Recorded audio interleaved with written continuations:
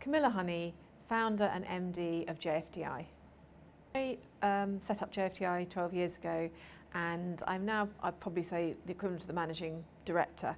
So it involves everything from generating the opportunities through to doing the meetings with clients, sending out proposals, closing the business, delivering some of the client work, finding other team members as the business grows, sorting the contracts out, invoicing, the forecasting, the money, the operations. So really a classic MD role. So we help agencies in three ways. One is through bringing in the right kind of business. Secondly, through help with converting the business. And thirdly, through help with growing the business once you've converted it. If I was to create a new product, what I think would be really useful to have would be an app which stops people from overthinking problems.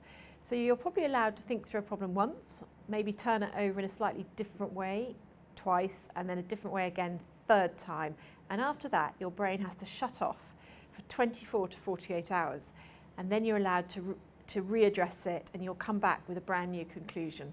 My favourite TED talk, without a shadow of a doubt, is Ken Robinson's How Creativity is Killed in the Classroom and in Education. I watched it the first time around about 3 or 4 years ago, and having just installed Netflix, was very excited to find TED.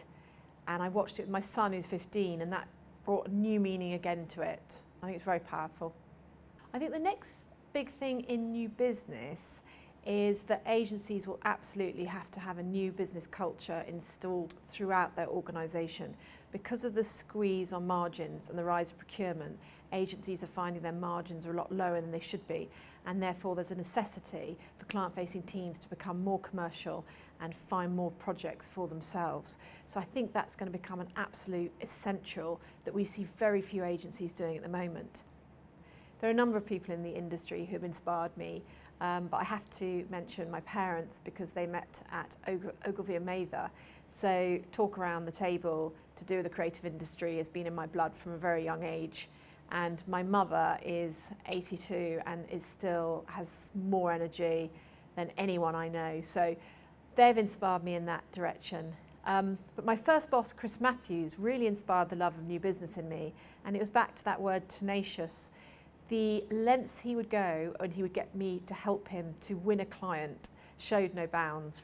I remember pitching for a Polish client, and I was sent around London. It took me all day to find a Polish newspaper to be there to welcome the client when he arrived. And I loved the idea that you could outsmart and outwit the competition just by wanting it a bit more than others. My definition of sexism is discrimination against either men or women.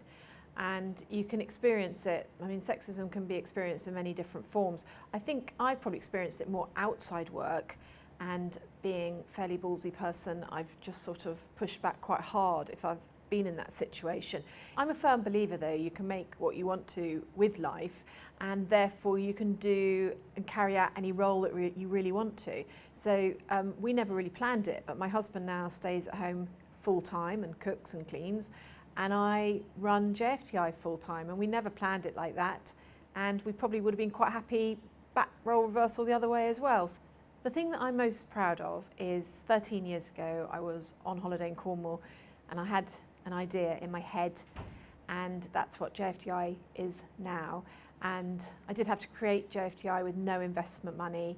I started it when I had a 3-month-old girl and a 3-year-old boy, and we've grown it in organically throughout very, very tough recession, of course. So I'm really proud of that, and growing the business year on year throughout the last 12 years, and playing an active role in not just my children's lives, but my wider family's life and friends as well. And I was also lucky enough to be put up for an award last year as Best Female Marketeer, Independent Consultant of the Year, which I was very grateful to win. The person that I would nominate to fill my shoes, without a shadow of a doubt, would be Andy Dougan, MD of Energy Live. Over to you, matey. The business is all yours. Well, thanks, Camilla. Thank you very much. They're big shoes to fill. I look forward to trying my best. Great.